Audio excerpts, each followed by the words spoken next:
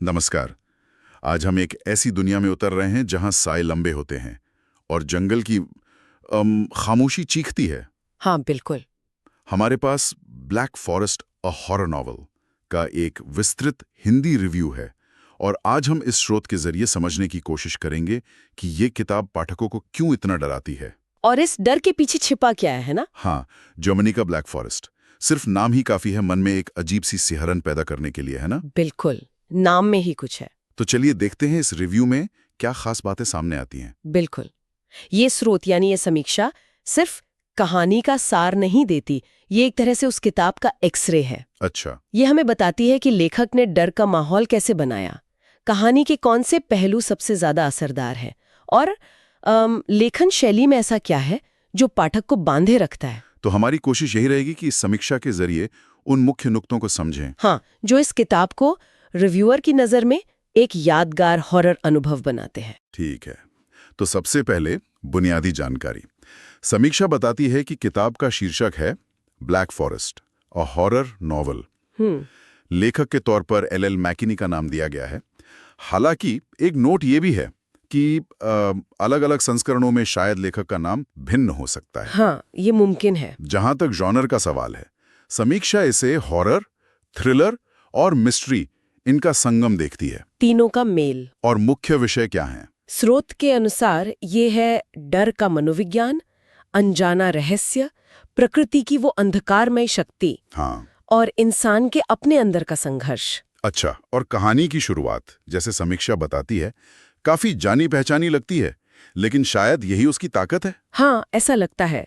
कुछ दोस्त जर्मनी के मशहूर लेकिन बदनाम भी ब्लैक फॉरेस्ट में कैंपिंग के लिए जाते हैं। ठीक है, क्लासिक सेटअप। बिल्कुल। शुरुआत में सब कुछ बेहद शांत और सुंदर है, घने पेड़, ताजी हवा। लेकिन समीक्षा इस बात पर जोर देती है कि ये शांति सिर्फ एक छलावा है। रात के अंधेरे का इंतजार कर रही है। हाँ, और फिर वही होता है जिसका डर था। समीक्षा के शब्दों में, रात गहराते ही जंगल अपनी असलियत दिखाता है। कैसी असलियत? अजीब आवाजें, हिलती हुई परछाइयां और फिर लोग गायब होने लगते हैं।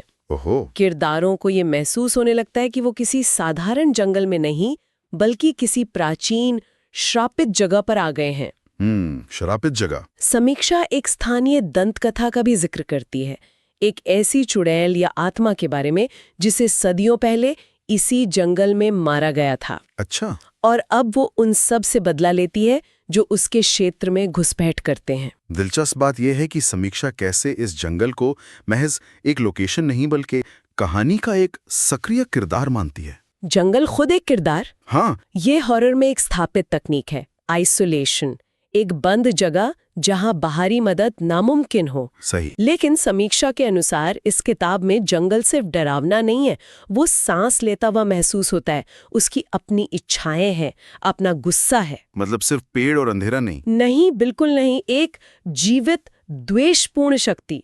समीक्षा इस बात की तारीफ करती है कि लेखक ने कैसे जंगल के इस चरित्र को धीरे धीरे परत दर परत खोला है। तो डर एकदम से नहीं आता? नहीं, धीरे धीरे पाठक की रगों में उतरता है। आपने माहौल की बात की और समीक्षा भी इसी पर सबसे ज्यादा जोर देती है। ये कहती है कि किताब की असली जान उसका वातावरण है। बिल्कुल। लेखक ने जंगल के अंधेरे, उस खामोशी जो कानों को चुभती है, पत्तों की सरसराहट, अचानक टूटती टहनी की आवाज, इन सब को इतने विस्तार और बारीकी से लिखा है कि पढ़ने वाले को लगता है कि वो खुद उन किरदारों के साथ उस ठंडे नम अंधेरे में फंसा हुआ है। हाँ, ये सिर्फ पढ़ना नहीं बल्कि महसूस करना बन जाता है। बिल्कुल। और ये सिर्फ बाहरी माहौल की बात नहीं है, समीक्षा हमें मनोवैज्ञानिक हॉरर की तरफ ले जाती है। अच्छा, वो कैसे?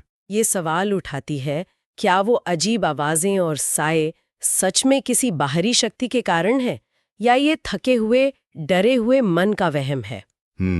मतलब अंदरूनी शक। हाँ, किरदारों का आपसी भरोसा टूटने लगता है, शक पैदा होता है।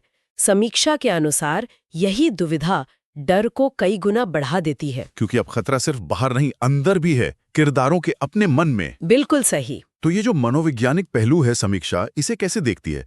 क्या ये बाहरी अलौकिक डर को कमजोर करता है या उसे और प्रभावी बनाता है? समीक्षा का तर्क है कि ये दोनों तरह के डर को एक साथ बुनकर कहानी को ज्यादा गहरा और परेशान करने वाला बनाता है। दोनों को एक साथ? हाँ, बाहरी खतरा, अगर वो सच है, किरदारों को एक साथ लाता है, लेकिन उनका अंदरूनी डर, उनका टूटता हुआ मानसिक संतुलन उन्हें एक दूसरे से दूर करता है। अच्छा। समीक्षा बताती है कि लेखक इस संतुलन को साधने में कामयाब रहा है।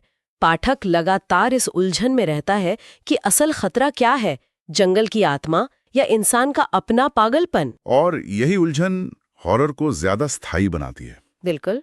और समीक्षा में कुछ हिस्सों को बहुत ग्राफिक और डरावना बताया गया है। ये शब्द इस्तेमाल हुआ है, रोंगटे खड़े कर देने वाले। हाँ, हेयर रेजिंग। क्या समीक्षा बताती है कि ये डर किस तरह पैदा किया जाता है? क्या ये सिर्फ खून खराबी से आता है? नहीं, समीक्षा का इशारा है कि ये सिर्फ हिंसा या खून खराबे से नहीं आता, बल्कि उस डिटेलिंग से आता है जिससे वो घटनाएं लिखी गई हैं। अच्छा, डिटेल से। हाँ, वो डर सिर्फ देखकर नहीं बल्कि महसूस करके आता है। किरदारों की बेबसी, उनकी चीखें, या शायद सबसे डरावना वो खामोशी जो किसी भयानक घटना के बाद आती है। समीक्षा लेखक के विवरणात्मक कौशल की प्रशंसा करती है कि कैसे वो शब्दों के जरिए पाठक के मन में डर का बीज बोने में सफल होते हैं। ये सिर्फ क्या हुआ बताने के बारे में नहीं है, बल्कि कैसा महसूस हुआ ये बताने में है। बिल्कुल सही कहा आपने। किरदारों पर आते हैं। समीक्षा मुख्य रूप से 3 किरदारों पर ध्यान केंद्रित करती है। एक है लौरा। हाँ, लौरा, जिसे कहानी की नायिका के तौर पर पेश किया गया है। हाँ। समीक्षा उसे दृढ़ निश्चयी और जिज्ञासु बताती है, जो लगातार हो रही भयानक घटनाओं के पीछे का सच जानने की कोशिश करती है। हाँ, लौरा एक तरह से पाठक की प्रतिनिधि है, जो रहस्य की परतों को खोलने की कोशिश कर रही है। लेकिन समीक्षा दूसरे किरदार, माइकल, के चित्रण को भी अहम मानती है। माइकल, वो लौरा का दोस्त? हाँ, जो शुरुआत में समूह का मजबूत सदस्य लगता है, शायद थोड़ा रक्षक जैसा। लेकिन जैसे जैसे डर और अलगाव बढ़ता है, समीक्षा बताती है कि उसका आत्मविश्वास टूटता है, उसका डर ज्यादा खुलकर सामने आता है। ये यथार्थवादी चित्रण कहानी को मानवीय बनाता है। मतलब डर के सामने बहादुरी हमेशा कायम नहीं रहती। बिल्कुल। और तीसरा, और शायद सबसे रहस्यमयी किरदार, वो जंगल की आत्मा या चुड़ैल। हाँ। समीक्षा कहती है कि ये फिजिकली मौजूद नहीं है ज्यादातर समय, लेकिन उसकी उपस्थिति हर पल महसूस होती है। ये कैसे संभव होता है? समीक्षा के अनुसार ये लेखक की माहौल बनाने की क्षमता से संभव होता है। वो आत्मा या शक्ति सीधे सामने आकर नहीं डराती। अच्छा। बल्कि संकेतों के जरिए, माहौल के जरिए, किरदारों के बढ़ते डर और पागलपन के जरिए अपनी मौजूदगी दर्ज कराती है। जैसे हवा में महसूस होना। हाँ, या पेड़ों की सरसराहट में सुनाई देना, किरदारों के सपनों में आना। समीक्षा इसे एक अदृश्य लेकिन सर्वव्यापी खलनायक बताती है। इनविजिबल, ये ओमनीप्रेजेंट। बिल्कुल, जो डर को और भी ज्यादा अनिश्चित और भयानक बना देता है, क्योंकि आप उससे लड़ नहीं सकते, आप उसे देख नहीं सकते। तो ये किरदार और उनका संघर्ष, क्या ये सिर्फ कहानी को आगे बढ़ाने के लिए है, या समीक्षा इसमें कोई गहरा मतलब भी देखती है? यहीं पर समीक्षा कहानी को सतह से उठाकर गहराई में ले जाती है। किरदारों के संघर्ष को समीक्षा सिर्फ एक हॉरर कहानी के प्लॉट पॉइंट की तरह नहीं देखती, बल्कि कुछ बड़े मानवीय विषयों के प्रतीक के रूप में देखती है। समीक्षा का मानना है कि ये कहानी दिखाती है कि इंसान अपने सबसे गहरे डरों का सामना करने से कैसे कतराता है, चाहे वो बाहरी दुनिया का डर हो या अपने ही अंदर का अंधकार। हाँ, जंगल का श्राप सिर्फ एक अलौकिक घटना नहीं, बल्कि किरदारों के अपने अतीत के पापों, उनके अपराध बोध, उनके लालच का भी प्रतीक बन जाता है। अपराध बोध, गिल्ट। हाँ, समीक्षा कहती है ये वो चीजें हैं जो जंगल की तरह कभी पीछा नहीं छोड़ते। ये विश्लेषण कहानी को एक नैतिक और मनोवैज्ञानिक आयाम देता है। गहरा मतलब है। लेखन शैली की बात करें तो समीक्षा कहती है कि भाषा सरल है लेकिन असरदार है। इसका क्या मतलब हुआ? क्या सरल भाषा डरावनी हो सकती है? बिल्कुल हो सकती है। समीक्षा का तर्क है कि लेखक जटिल या भारी भरकम शब्दों का इस्तेमाल नहीं करता, अच्छा, बल्कि सीधी सटीक भाषा का प्रयोग करता है जो सीधे पाठक के मन पर असर करती है। भाषा की सरलता कहानी को ज्यादा विश्वसनीय और तत्काल महसूस कराती है। समीक्षा इस बात पर जोर देती है कि लेखक दिखाने में विश्वास रखता है, बताने में नहीं। हाँ, शोइंग नॉट टेलिंग। वो ये नहीं कहता कि किरदार डरा हुआ था, बल्कि वो उस किरदार की कांपती उंगलियों, उसकी तेज सांसों, उसकी फैली हुई आंखों का वर्णन करता है, जिससे पाठक खुद उस डर को महसूस करता है। बिल्कुल। समीक्षा कहती है कि भाषा इतनी वातावरणिक है कि पाठक खुद को उस घनी धुंध, उस ठंडी हवा, उस घुप अंधेरे में महसूस करने लगता है। और कहानी की गति, पेसिंग के बारे में समीक्षा का क्या कहना है? क्या ये शुरू से आखिर तक तेज रफ्तार है? नहीं, और समीक्षा इसे एक सोची समझी रणनीति मानती है। समीक्षा के अनुसार कहानी का पहला हिस्सा जानबूझकर धीमा रखा गया है। धीमा क्यों? ये वक्त किरदारों को स्थापित करने, जंगल के माहौल को धीरे धीरे बनाने और तनाव को परत दर परत बढ़ाने में इस्तेमाल होता है। अच्छा, तनाव बढ़ाने के लिए। हाँ, पाठक को एक झूठी सुरक्षा का एहसास दिलाया जाता है जिसे बाद में तोड़ा जाता है। फिर समीक्षा बताती है कहानी के दूसरे हिस्से में गति अचानक बहुत तेज हो जाती है। फिर एक्शन बढ़ जाता है। हाँ, घटनाएं तेजी से घटती हैं, डर और एक्शन बढ़ जाता है और पाठक को सांस लेने का मौका नहीं मिलता। क्या समीक्षा इस धीमी शुरुआत और फिर तेज गति के कॉम्बिनेशन को सफल मानती है या इसमें कोई कमी है? समीक्षा इसे काफी हद तक सफल मानती है। उसका कहना है कि धीमी शुरुआत उस अनिश्चितता और बेचैनी को बनाने के लिए जरूरी है जो अच्छे हॉरर की पहचान है। ड्रेड। हाँ, अगर सब कुछ शुरू से ही तेज होता तो शायद उसका असर कम हो जाता। हालांकि समीक्षा एक बिंदु पर यह भी कहती है कि शायद कुछ पाठक पहले हिस्से को जरूरत से ज्यादा धीमा महसूस कर सकते हैं। हो सकता है। लेकिन कुल मिलाकर समीक्षा का मानना है कि ये पेसिंग रणनीति तनाव बनाने और क्लाइमैक्स को ज्यादा असरदार बनाने में कामयाब रहती है। वो जो रोंगटे खड़े कर देने वाले सीन है, हाँ, वो इसी धीमे तैयारी और फिर अचानक आए तूफान का नतीजा है। तो अब आते हैं समीक्षा के निष्कर्ष पर। संक्षेप में इस किताब की कौन सी बातें समीक्षक को सबसे ज्यादा पसंद आई और कहाँ कमजोरियां नजर आईं?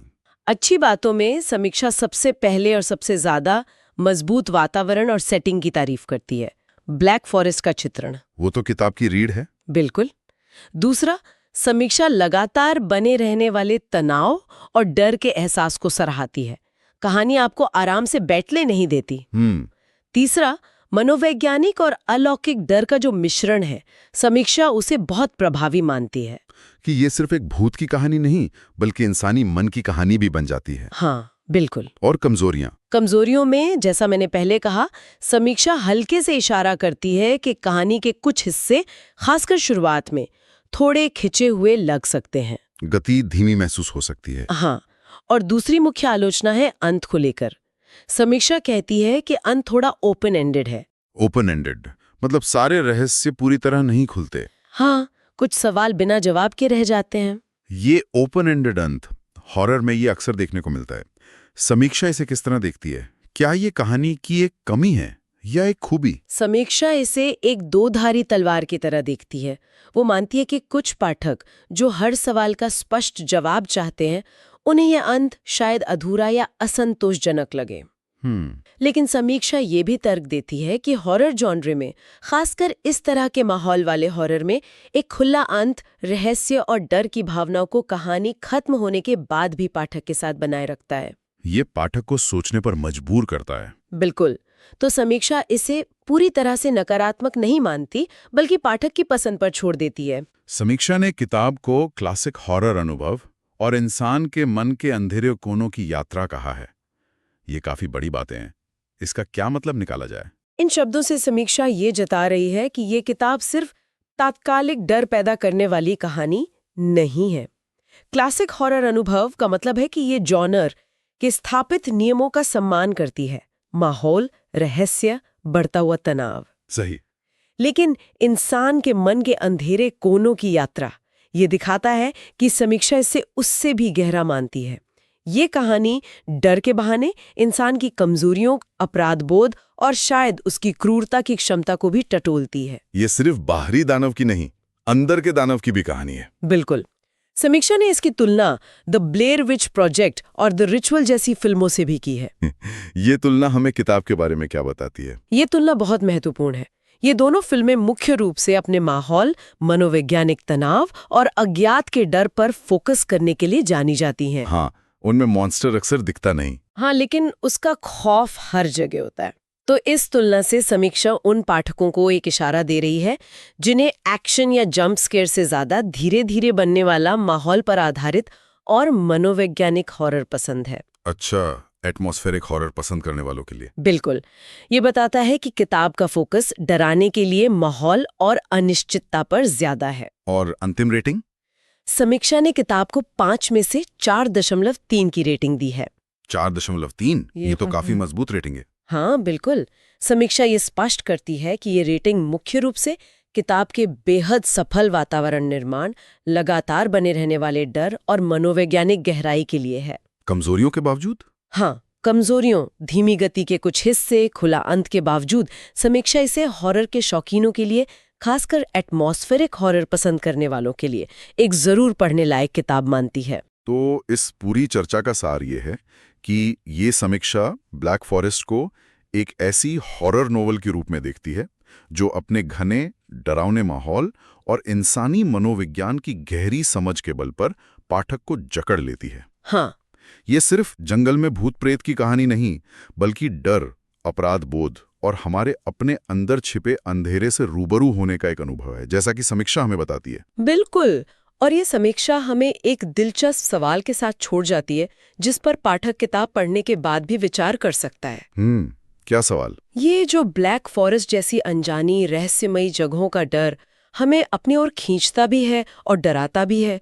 क्या ये डर सिर्फ बाहरी खतरों का है, या फिर ये जंगल, ये अंधेरा कहीं ना कहीं हमारे अपने अंदर के अनछुए, अनजाने कोनों का, हमारे दबाए हुए अपराध बोध का, या उस अतीत का प्रतीक है जिसका सामना हम खुली आंखों से करने से डरते हैं?